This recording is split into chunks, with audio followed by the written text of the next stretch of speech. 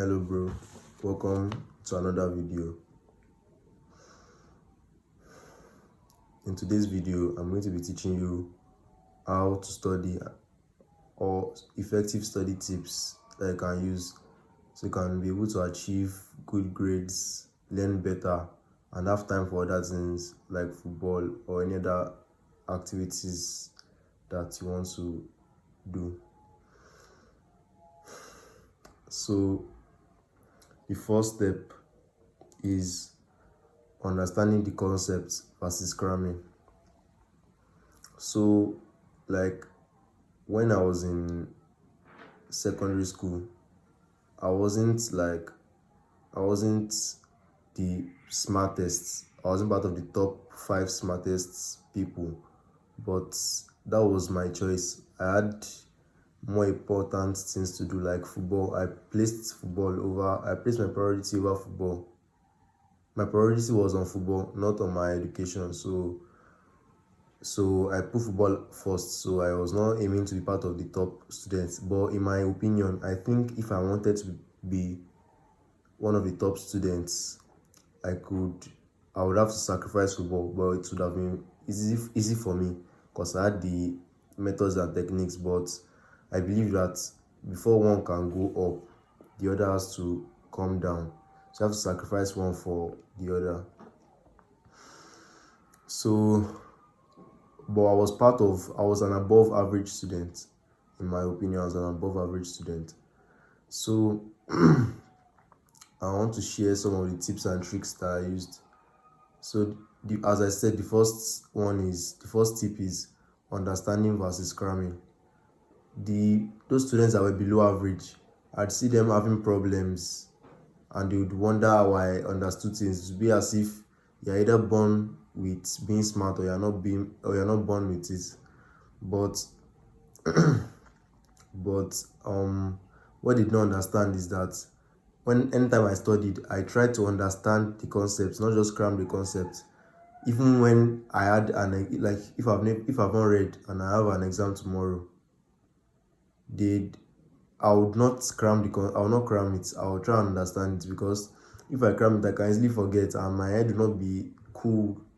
My head will not be cool enough for me to write the examination. So I'd rather understand the concept than cram. And how will you know if you understand the concept? So when I'm studying, I write questions for myself. As I'm studying it, I write questions down for myself. So I'll revisit the questions after I'm done studying, and this is the most effective technique that I've used, and I discovered it on YouTube through several YouTube study and through several YouTube study guides. So, and the technique is that after you have read a particular place, after I've read a particular like assuming I'm reading a textbook now, after I've read a particular paragraph, I'll close the textbook and ask myself, what did this paragraph talk about? So if I can explain to myself what the paragraph is talking about, I'll imagine I'm explaining to someone else. So if I can explain very well on if I can explain, I'll imagine me trying to explain to a 5-year-old. So if I can explain successfully, that means I understand the concept. But if I cannot explain successfully, that means I don't understand the concept. So now, what to do if you don't understand the concept? If you don't understand the concept, then I advise you go on YouTube or ChatGPT and ask them to explain, and ask those and just search what you want to know. So I figured out that is a very good method for me. Like for example, as I did before yesterday, I was reading a physics lecture notes our lecturer gave to us. So there was a place that I don't understand. It was on how to calculate the I can't quite recall now. How to calculate the pressure of a soap, how to calculate the pressure of a soap bubble using surface tension. So I saw the formula. So if I wanted to do it, I would have just crammed the formula. But I went to YouTube to check how the formula was gotten. So, because if you understand something, you're able to connect it. You'll be able to connect it to other things. So I went on YouTube. I still quite didn't understand. So I now copied the lecture note and pasted it on ChatGPT and told it to explain to me as if it was explaining to a 5-year-old, and it got me good results. So that's the first tip: understanding versus cramming. You have to understand, do not cram. Cramming will not take you far. Even if you cram for an examination and you get it, you have to, if you want to read it, if you want to do another examination, maybe the next day or another time, you'll not be able to understand, you'll not be able to remember what you crammed. You now have to cram it again. So cram in the long term, cramming is not a good idea. It's better for you to understand. So even if you understand, I want to read the next time, all you have to do is go through it.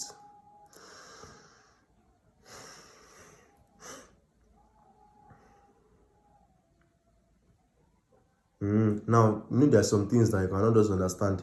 There are some facts that you have to know that there's no how you can understand them. So for facts, I advise you use mnemonics. So mnemonics are like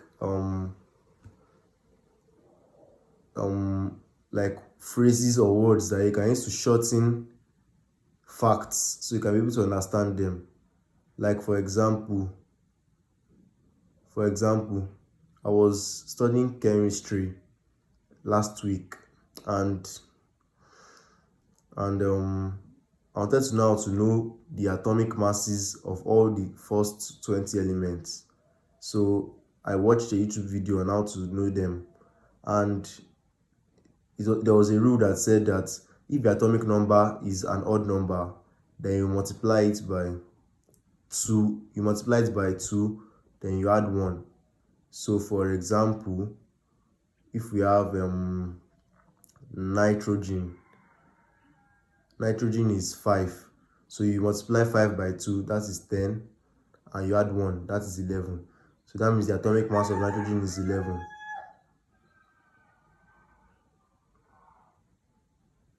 Hold on. No. Let's not take nitrogen for example. Let us take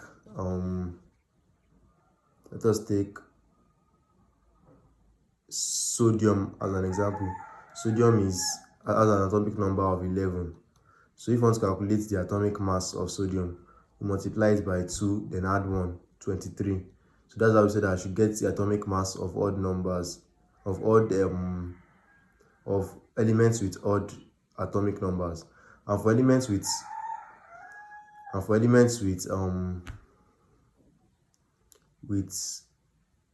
atomic numbers, that have even atomic numbers, all you have to do is multiply by 2 and you get their mass number. So, but he said that there were some exceptions. The exceptions were hydrogen, beryllium, nitrogen, and argon. Yes, those were the exceptions that I told me. So in order for me to remember those exceptions, I had to make a mnemonic for it. I called it Happy Bernard, which is HBENAR. Happy Bernard. The D is not part of it, but I just added the D, which stands for hydrogen, beryllium, nitrogen, and argon. Those were the only exceptions that we had. So mnemonics are a good way for you to learn facts, for you to memorize facts. And I've used many mnemonics over the years to remember things. And sometimes I advise that I don't share your mnemonics with friends because they can look silly to your friends. Like I have many mnemonics now that if you guys share it, you think that I'm not okay. Next step is for subjects that involve calculation like mathematics. The only way you can learn them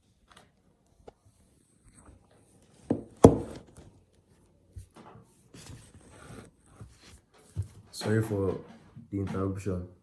So, as I was saying, for subject that involves calculation like mathematics, the only way you can get good at them is by learning how to solve them. I got that wrong. The only way you can get good at mathematics is by solving. Not only mathematics, but um other subjects that involve calculations. The only way you can get good at them is by continuing to solve. Get as much past questions as possible. Anytime you are studying them, once you see one example, you try and do the other example by yourself and see why you did not get them. So it's as simple as that. If I want to, that's all I have to say concerning subject that involves calculation. I know many of you have this excuse in your mind that I'm not good at maths. I'm not good at maths. But from till I entered secondary school, I wasn't good at maths, and now people consider me very good at maths. So the only way you can get good is by continuing to solve more questions.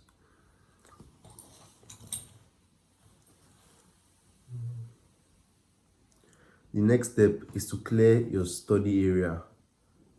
If you don't clear your study area, you'll not be able to study effectively. I may be wrong, but for me personally, if I don't clear my study area, I'll not be able to study effectively. I'll be feeling somehow if I don't clear my study area. I remove all things that can distract you. Like, for example, if you don't need your phone to study, like I don't need my phone to study, I have my laptop. Sorry for the interruption. My phone has some battery problems, so that's why that's what's happening. So, as I was saying, if you don't need your phone for studying, you can put it behind you. You can put it behind your laptop or put it somewhere far from you. And again, if you're studying in your room, I advise you get a table, a study desk. And if it must be in your room, I advise you put your bed up or put it where you cannot see your bed. So that's what I do. I put my table in front so I cannot see my bed until I look back. Because sometimes your environment detects what happens. Yeah, let me put it like that. So please clear your study area before studying, so as to avoid distractions. Like if you're studying and you see something beside you, just be looking at it. I don't know how to explain, but clear your study area before studying.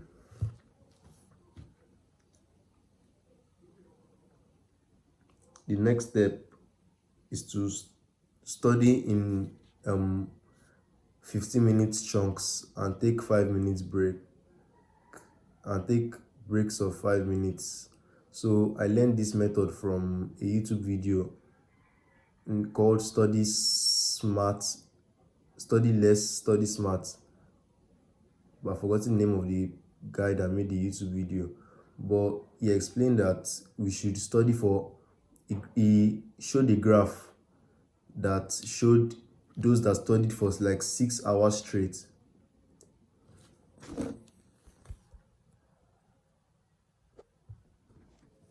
Sorry. He showed a graph for those that studied for like 6 hours straight, and the graph was how much they learned against the time that they used to learn. So across the 6 hours, it was declining. The quality of their learning kept declining until it went below 0. So he now told us that if we study 15 minutes chunks, we will have high quality. Then we'll take a 5 minute break.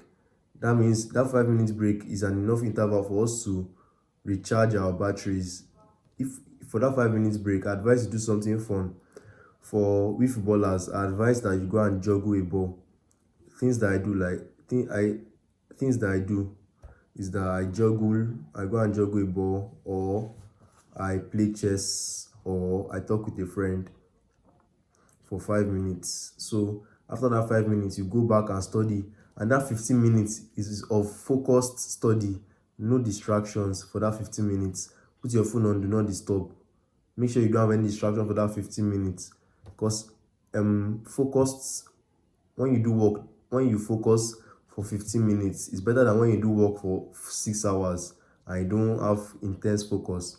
So in this 15 minutes is an enough window for you to focus intensely, and the 5 minutes is enough time for you to recharge your batteries. So this is one of the most helpful tips that I've used, and it has helped me a lot. The next step is to use practice questions. If you can get access to practice questions, then use them, because most times teachers and lecturers are very, don't let me say lazy, but they don't like to stress themselves too much. Why would they start looking for new questions to set when they can just wait, hold on. Sorry again, pardon me. All they start looking for new questions when they can just copy the old questions that they had set before. So I advise that you should try and get practice questions. Then another step is that if you cannot get your hands on practice questions, use ChatGPT to generate questions. This is something that I just started doing lately, and it has worked wonders for me. So anytime I'm reading a course material on my phone or laptop, I will copy the course material and paste it on ChatGPT, and I will tell ChatGPT to generate questions for me. So I will save those questions on Microsoft Word or on my notes app on my phone. I'll save those questions. So anytime I want to revisit the subject, I'll first solve those questions to see if I remember everything. So use ChatGPT to generate questions for yourselves. The next step is don't read at night. I know some of you guys think that you'd rather read at night, that you are more focused at night, but I don't believe so. We are all meant to sleep and wake up at the same time. So, and when you sleep, it's when you sleep that you remember the information that you have read or you have learned during the day. So sleep is very important. Once it's 10 p.m., go to bed. 6 a.m., wake up. Sleep is very important. Please don't say that you want to go read at night, that you don't want to sleep. It's not good. Sleep is very important. Then the last tip I have for you is to study to learn, but keep your tests and exams in mind. Study to learn, but keep your tests and exams in mind. So this tip is self-explanatory. You study for the main purpose of learning, but when you're also studying, remember that you have tests and exams that are coming up, so you have to visualize questions that they can ask. Don't just study passively, study actively. So thank you for watching my video. Hope you liked it and enjoyed it. If so, leave a like and comment, and don't forget to subscribe, so I'll be encouraged to keep making more videos like this. Thanks for watching. Bye. Mwah.